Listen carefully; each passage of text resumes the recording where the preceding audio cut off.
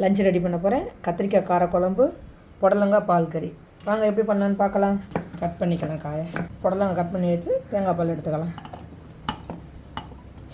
தேங்காய், 1/4 ஸ்பூன் ஜீரகம், ஒரு துண்டு இஞ்சி, 2 ஸ்பூன் எண்ணெய், 1 ஸ்பூன் கடுகு, கொஞ்சம் சின்ன வெங்காயம், பச்சை மிளகா கட் பண்ணி வச்சுக்கே போடுறோம், 2 பல்லு பூண்டு தட்டி வச்சுக்கே போடுறோம், கொஞ்சம் கருவேப்பிலை.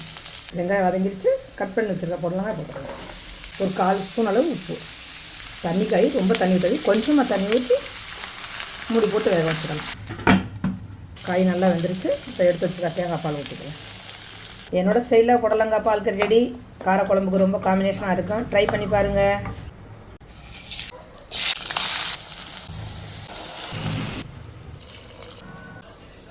டுடே லஞ்ச் ஒயிட் ரைஸ், கத்திரிக்காய் காரக்குழம்பு, புடலங்காய் பால் கறி, தயிர், ஆனியன், ரசம். வாங்க சாப்பிட்லாம்.